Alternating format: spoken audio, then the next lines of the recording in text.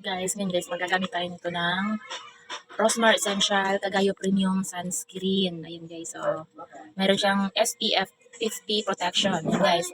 At saka long lasting siya guys kasi meron siyang 72 hours slack in hydration guys, whitening. Meron siyang UVA and UVB protection guys. So meron din siya guys na niacinamide, hyaluronic acid, aloe vera extract. So, ang ganda niya guys. Japan Korean technology. So, ayan guys, try nyo na to guys. So, ngayon maglalagay tayo nito.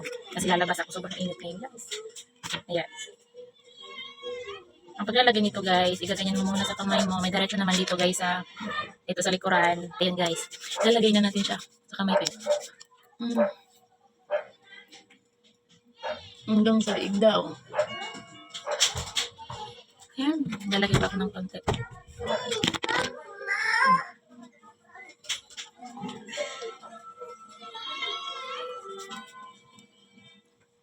Sobrang plus kalay sa balat. Hindi siya malagkit. Tara nyo na ito mga mi. Ayan, mamaya lalabas ako.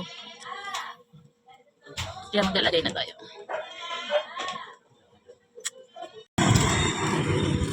Pupunta ko ngayon guys sa labasan. Sobrang init ng panahon. Kaya tingnan nyo naman ang aking outfit. Naka-shades tayo, nakakalo pa, may payong pa. Naglagay pa tayo ng sunscreen syempre para hindi tayo mag-char. Ako dito sa labasan namin kasi bibili ako ng ulam. Sobrang init.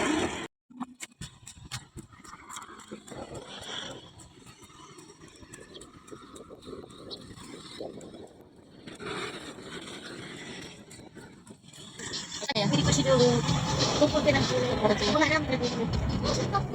Magkano ang kalahati? Wala pa lang. 120 na lang po. Sige po.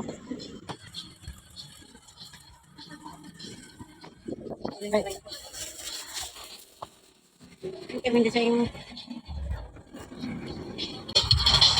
Magkano po sa talbos? Kamote? Ajis?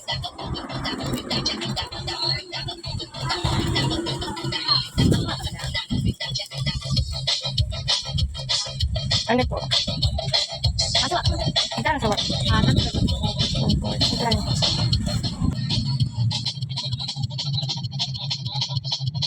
Ano po?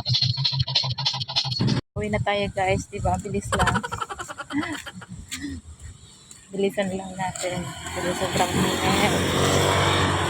Buti na lang talaga mayroong bilihan dito sa may malapit sa amin. Kailangan mo lang lakad ng mga ilang minutes. Yung mga bata kasi gusto kumain ng may sabaw daw.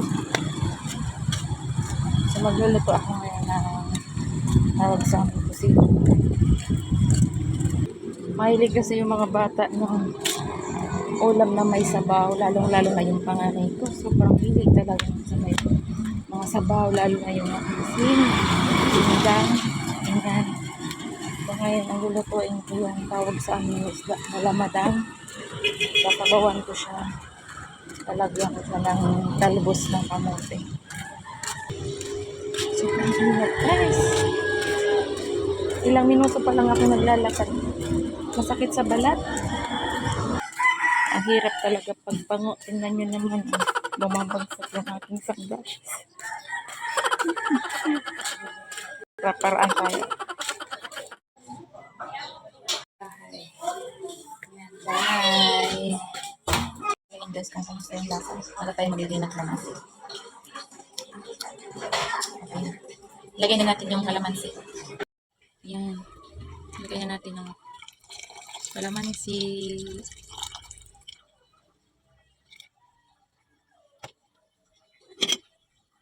Ayan. Mamaya-maya papatayin na natin to. Yung apoy. So, titikman ko muna siya. Sarap na. So, ngayon guys, papatayin na natin yung apoy kasi luto na siya. Natatanggal na yung tali. So, ngayon guys, magpe-prepare na ako. Kakain na kami. Kain guys. Parang pakiramdam kong mali ako sa isla. Ganito ko sila yung luto naman doon sa amin. So, may sabaw. fresh na isda, tapos ganito, talbos ng kamote, ayan. Yung papa ko kasi may tanim ng mga ganito, kamote. Kaya makukuha mo talaga siya ng fresh. Yung mga isda ay nahuli din. Kasi may lambat si papa. So, fresh mo talaga siyang kakainin. Diba? Ano? Ayun. Kumain ako.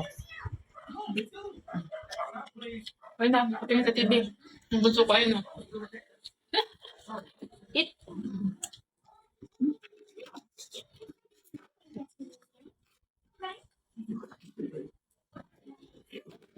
Sabay guys, kain mo na kayo. Bye. Parang.